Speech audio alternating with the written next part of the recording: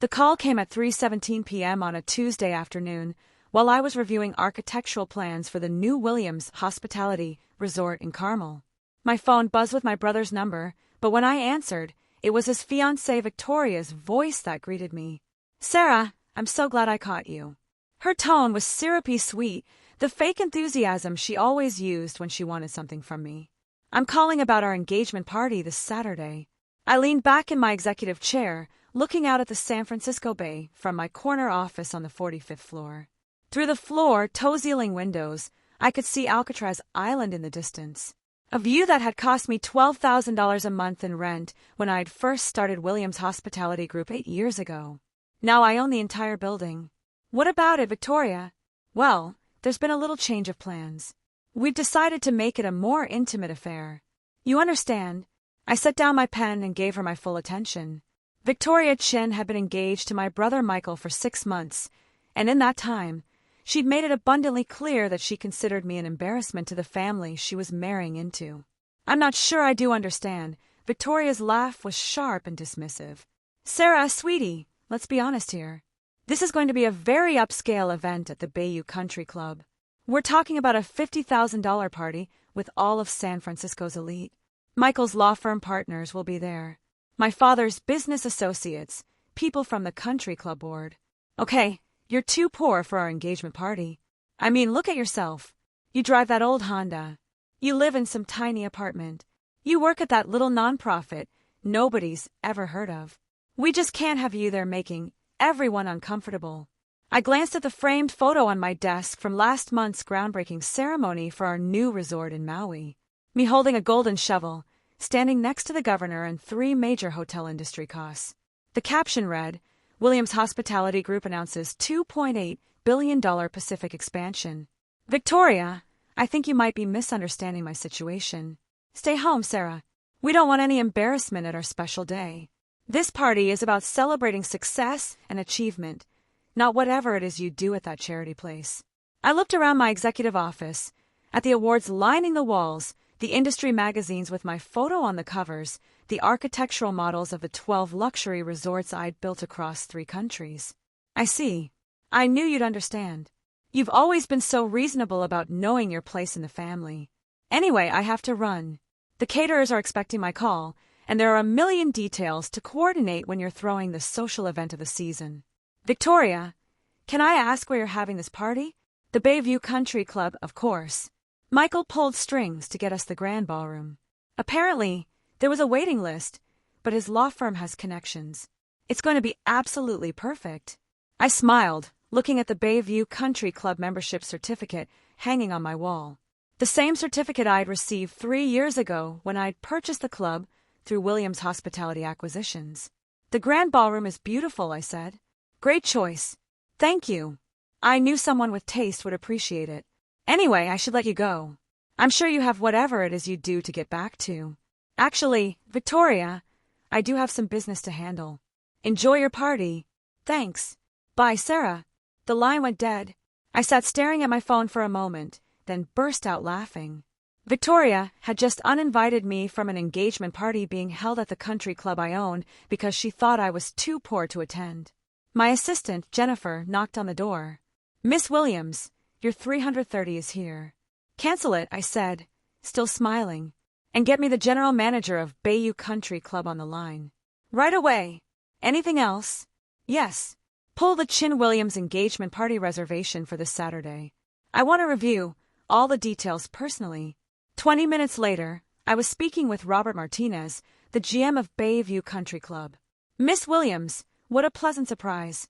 How can I help you today?" "Robert, I understand there's an engagement party booked for this Saturday evening." "The Chin Williams party?" "Yes, let me pull that up. Here it is. Victoria Chin and Michael Williams, grand ballroom Saturday evening. They've booked our premium package champagne reception, 5-course dinner, full bar service, live orchestra. It's actually one of our larger events this month. I want to cancel it." There was a pause. "Cancel it? Miss Williams, may I ask why? Is there a problem with the service or facilities?" "The problem is that the host specifically uninvited the club owner from attending because she believes I'm too poor to be seen at such an upscale event." Another pause, longer this time. I see. That's highly unusual. Should I call Miss Chin to discuss the cancellation? Yes. Tell her exactly what I just told you, that the event is being cancelled because she uninvited the owner of the facility. Understood, Ms. Williams. What about their deposit? I thought about it. The deposit was probably $15,000. A significant amount for most people, but barely a rounding error in Williams Hospitality's monthly revenue. Keep it. Consider it a lesson fee. Very good, Miss Williams. I'll make the call immediately. At 6:47 p.m. my phone rang. Michael's number this time, but I could hear Victoria screaming in the background before he even spoke. Sarah, what the hell is going on? The country club just called and canceled our engagement party. They said the owner requested it because Victoria uninvited someone. This doesn't make any sense. It makes perfect sense, Michael. Victoria called me today to uninvite me from your engagement party because I'm too poor to be seen at such an upscale event. That's impossible. You don't own Bayou Country Club. Actually, I do. Williams Hospitality Acquisitions purchased it 3 years ago as part of our luxury venue portfolio. Silence. Complete total silence. Why? You own Bayou Country Club.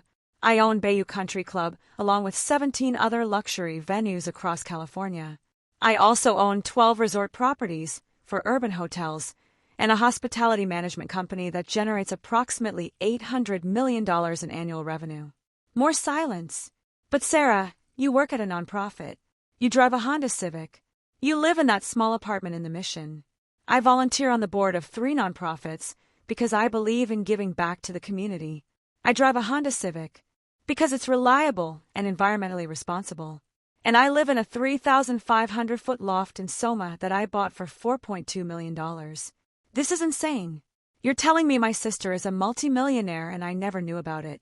Michael, when's the last time you asked me about my work?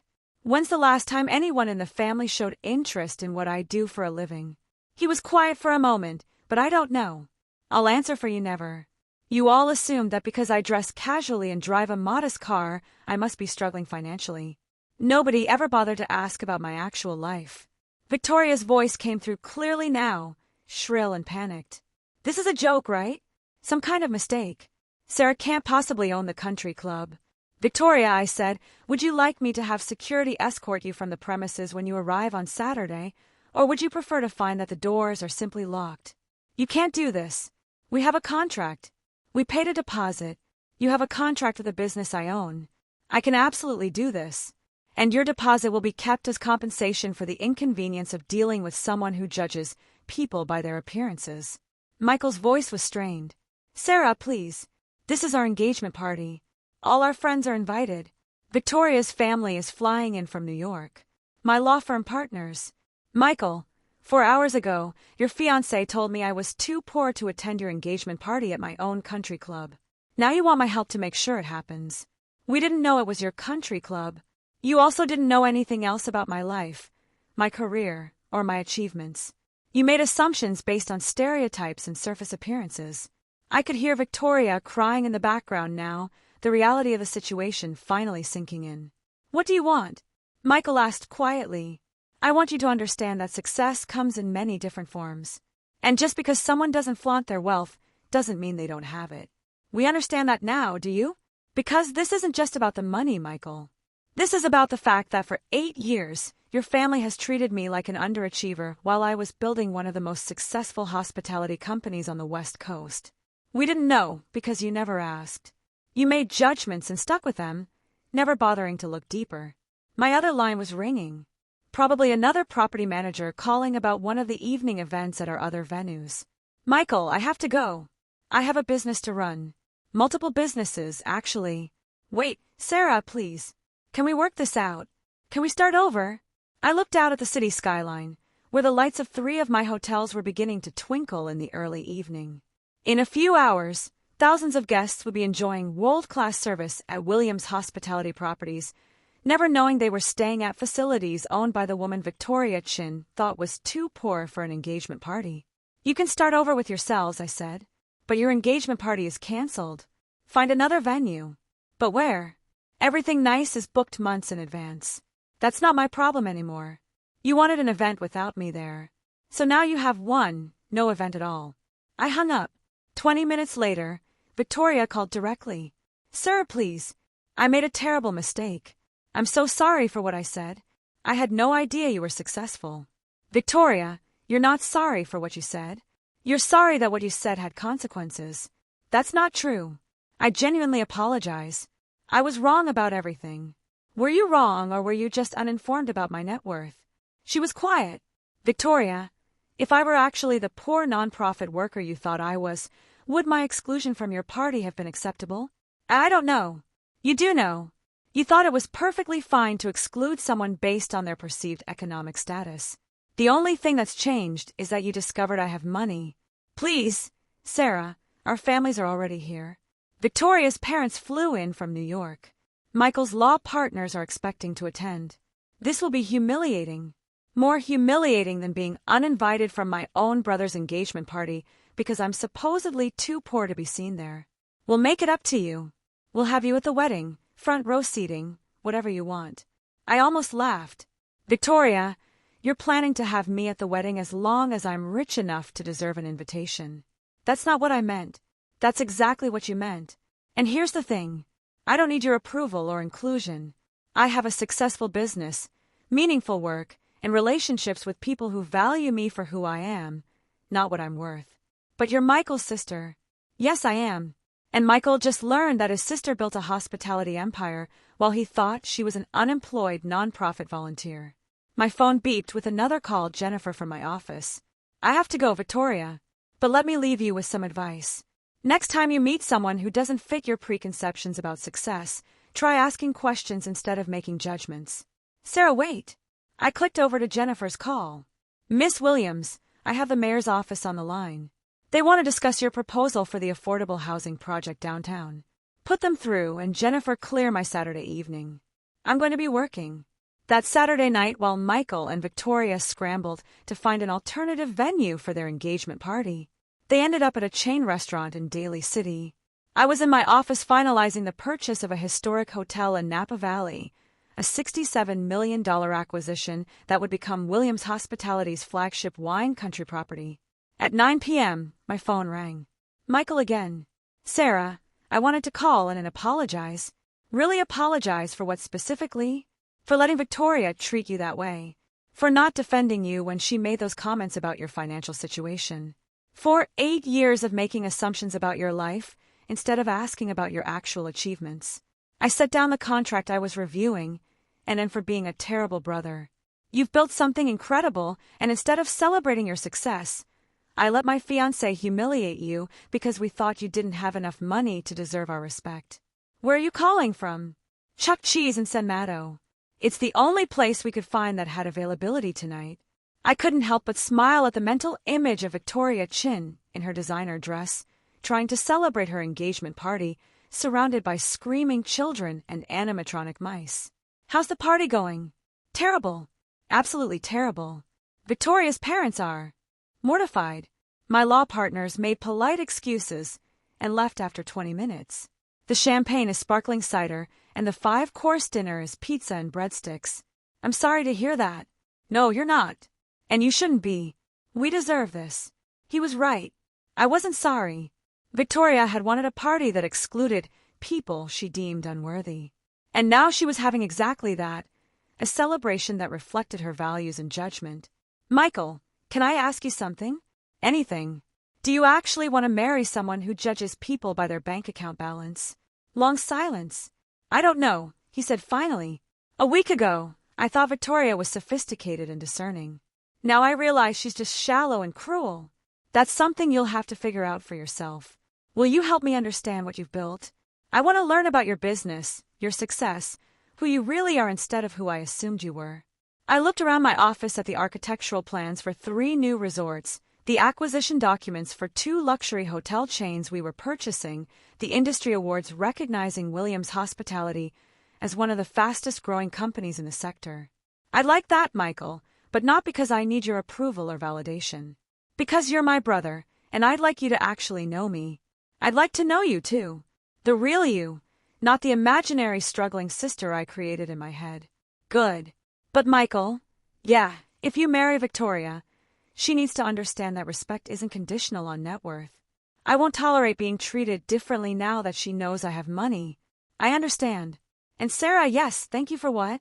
For teaching us that assumptions about success can blind you to the actual achievements happening right in front of you. After we hung up, I walked out to my office balcony and looked down at the city where I'd built my empire. In the distance, I could see the lights of Bayou Country Club, the venue where Victoria had planned to celebrate her engagement while deliberately excluding the woman who owned the place. The engagement party, that should have been happening right now in elegant surroundings with champagne and live music, was instead taking place in a children's restaurant with plastic cups and arcade games. It was perfect poetic justice, but more importantly, it had forced my brother to confront his own assumptions and see his sister for who she really was instead of who he thought she should be. 3 weeks later, Michael called me with news. I broke up with Victoria. I'm sorry to hear that, I said, and I genuinely was. Ending an engagement is always painful, regardless of the circumstances. No, you're not. And neither am I, honestly. The past few weeks showed me who she really is. Someone who measures people's worth by their bank account balance and treats service workers like they're invisible. What was the final straw? She started trying to become your best friend, calling you constantly, asking about business opportunities, wanting to be invited to your hotels and resorts. It was disgusting. The same person who said you were too poor for our engagement party suddenly wanted to be your business partner. I'd fielded several of those calls and declined politely each time. Victoria's sudden interest in friendship had been transparent and opportunistic. I'm proud of you for recognizing that. I should have recognized it years ago. I should have seen how she treated people she thought were beneath her. Waitresses, hotel staff, anyone she perceived as having less money or status. Live and learn. Sarah, can I ask you something? Sure. Are you dating anyone?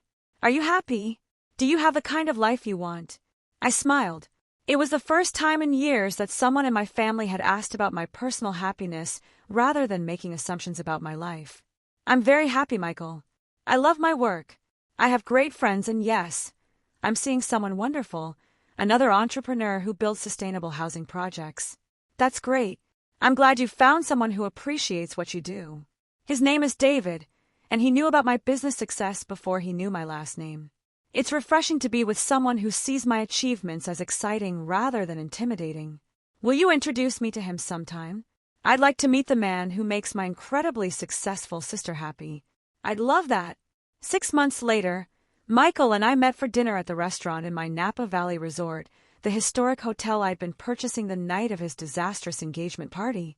He brought his new girlfriend, Anna, a public school teacher who knew exactly who I was because she'd read about my education philanthropy work.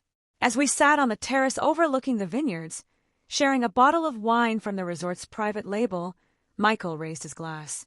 To Sarah, he said, who taught me that success isn't always visible from the outside, and that judging people by appearances says more about the judge than the judged.